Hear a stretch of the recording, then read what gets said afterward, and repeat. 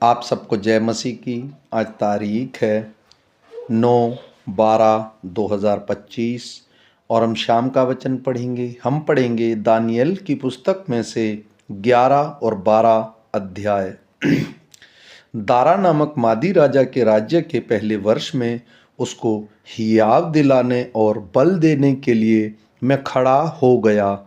अब मैं तुझको सच्ची बात बताता हूँ। देख, फारस के राज्य में अब 3 और राजा उठेंगे और चौथा राजा उन सबसे अधिक धनी होगा, और जब वह धन के कारण सामर्थी होगा तब सब लोगों को यूनान के राज्य के विरुद्ध उभारेगा। उसके बाद एक पराक्रमी राजा उठकर अपने राज्य बहुत बढ़ाएगा और अपनी इच्छा के अनुसार ही काम किया करेगा।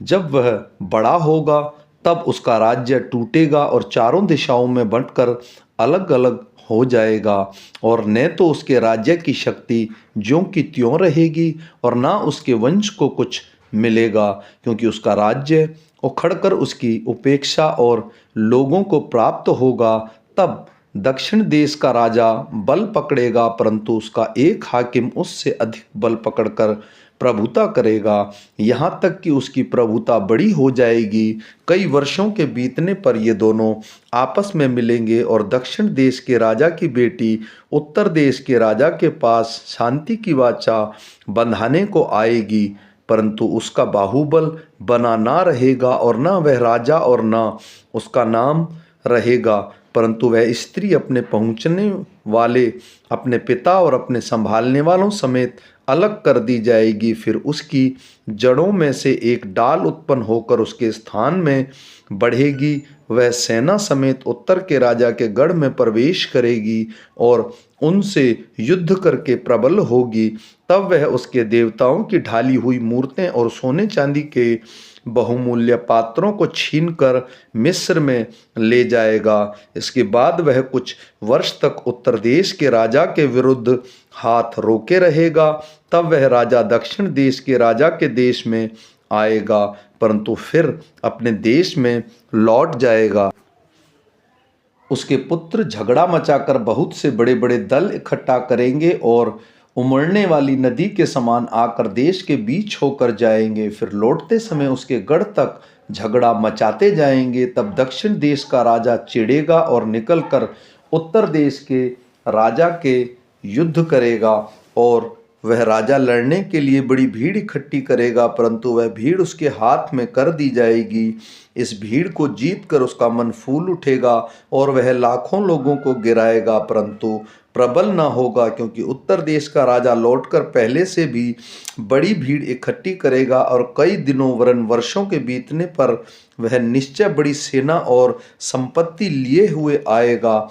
उन दिनों में बहुत से लोग दक्षिणी देश के राजा के विरुद्ध उठेंगे, वरन लोग में तेरे उपद्रवी लोग उठ खड़े होंगे, जिससे इस दर्शन की बात पूरी होगी, परंतु वे ठोकर खाकर गिरेंगे।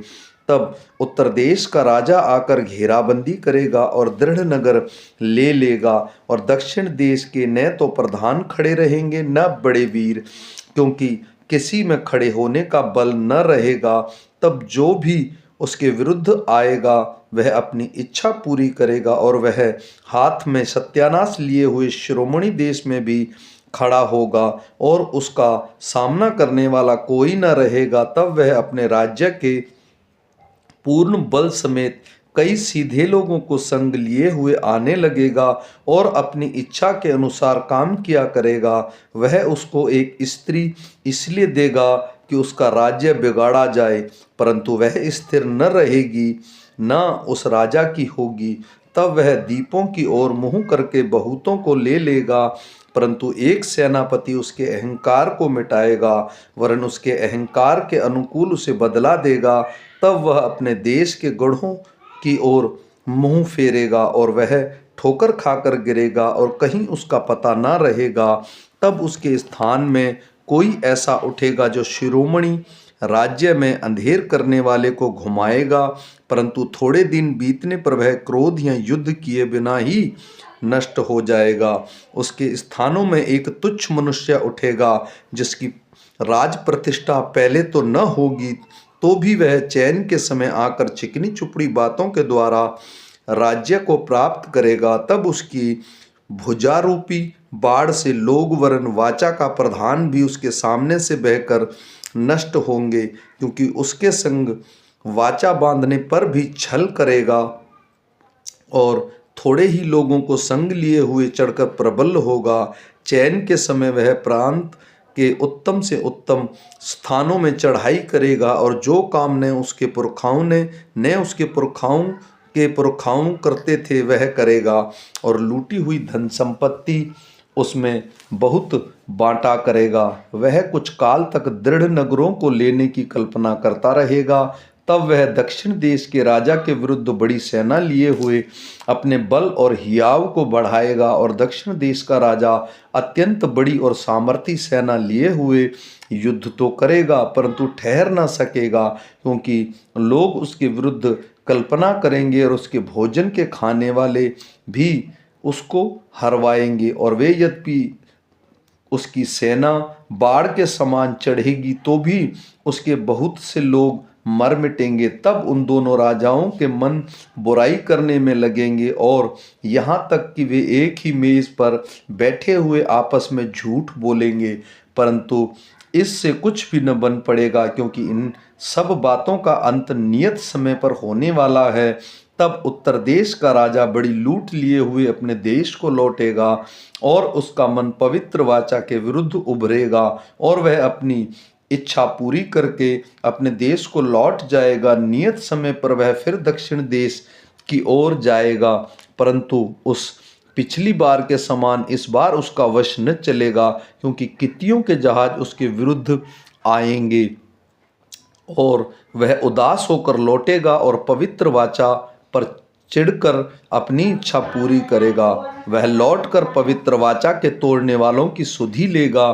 तब उसके सहायक खड़े होकर दृढ़ पवित्र स्थान को अपवित्र करेंगे और नित्य होम बलि को बंद करेंगे। वे उस घृणित वस्तु को खड़ा करेंगे जो उजाड़ कर देती है, और जो लोग दुष्ट होकर उस वाचा को तोड़ेंगे उनको वह चिकनी चुपड़ी बातें कहकर भक्तिहीन कर देगा। परंतु जो लोग अपने परमेश्वर का ज्ञान रखेंगे वे हियाव बांधकर बड़े काम करेंगे। लोगों के सिखाने वाले बुद्धिमान जन बहुतों को समझाएंगे तो भी वे बहुत दिन तक तलवार से छिदकर और आग में जलकर और कुएं बंधुए होकर और लुटकर बड़े दुख में पड़े रहेंगे। जब वे दुख में पड़ेंगे तब थोड़ा बहुत संभलेंगे, परंतु बहुत से लोग चिकनी चुपड़ी बातें कह कह कर उनसे मिल जाएंगे और सिखाने वालों में से भी कितने गिरेंगे, और इसलिए गिरने वाले पाएंगे कि जांचे जाएं और निर्मल और उजले किए जाएं। यह दशा अंत के समय तक बनी रहेगी, क्योंकि इन सब बातों का अंत नियत समय पर होने वाला है। तब वह राजा अपनी इच्छा के अनुसार काम करेगा और अपने आप को सारे देवताओं से ऊंचा और बड़ा ठहराएगा, वरन सब देवताओं के परमेश्वर के विरुद्ध भी अनोखी बातें कहेगा। जब तक परमेश्वर का क्रोध शांत न हो जाए तब तक उस राजा का कार्य सफल होता रहेगा, क्योंकि जो कुछ निश्चय करके ठाना हुआ है वह अवश्य ही पूरा होने वाला है। वह अपने पुरखाओं के देवताओं की चिंता न करेगा, न स्त्रियों की प्रीति की कुछ चिंता करेगा और ना किसी देवता की, क्योंकि वह अपने आप को भी सबों के ऊपर बड़ा ठहराएगा। वह अपने राजपद पर स्थिर रहकर दृढ़ गढ़ों ही के देवता का सम्मान करेगा, एक ऐसे देवता का जिसे उसके पुरखा भी न जानते थे। वह सोना चांदी मणि और मनभावनी वस्तुएं चढ़ाकर उसका सम्मान करेगा। उस पराये देवता के सहारे वह अति दृढ़ गढ़ों से लड़ेगा और जो कुछ उसको मनों में उसे वह बड़ी प्रतिष्ठा देगा। ऐसे लोगों को वह बहुतों के ऊपर प्रभुता देगा और अपने लाभ के लिए अपने देश की भूमि को बांट देगा। अंत के समय दक्षिण देश का राजा उसको सींग मारने लगेगा, परंतु उत्तर देश का राजा उस पर बवंडर के समान बहुत से रथ सवार और जहाज लेकर चढ़ाई करेगा। इसी रीति से वह बहुत से देशों में फैल जाएगा और उनमें से निकल जाएगा। वह शिरोमणि देश में भी आएगा और बहुत से देश उजड़ जाएंगे, परंतु एदोमी, मोआबी और मुख्य मुख्य अम्मोनी आदि जातियों के देश उसके हाथ से बच जाएंगे। वह कई देशों पर हाथ बढ़ाएगा और मिस्र देश भी न बचेगा। वह मिस्र के सोने चांदी के खजाने और सब मनभावनी वस्तुओं का स्वामी हो जाएगा और लूबी और कूशी लोग भी उसके पीछे हो लेंगे। उसी समय वह पूरब और उत्तर दिशाओं से समाचार सुनकर घबराएगा और बड़े क्रोध में आकर बहुतों का सत्यानाश करने के लिए निकलेगा। वह दोनों समुद्रों के बीच पवित्र शिरोमणि पर्वत के पास अपना राजकीय तंबू खड़ा कराएगा। इतना करने पर भी उसका अंत आ जाएगा और कोई उसका सहायक न रहेगा। उसी समय मिकाएल नामक बड़ा प्रधान, जो तेरे जाति भाइयों का पक्ष करने को खड़ा रहता है, वह उठेगा। तब ऐसे संकट का समय होगा जैसे किसी जाति के उत्पन्न होने से पहले से लेकर अब तक कभी न हुआ होगा। परंतु उस समय तेरे लोगों में से जितनों के नाम परमेश्वर की पुस्तक में लिखे हुए हैं वे सब बच निकलेंगे। जो भूमि के नीचे सोए रहेंगे उनमें से बहुतों से लोग जग उठेंगे।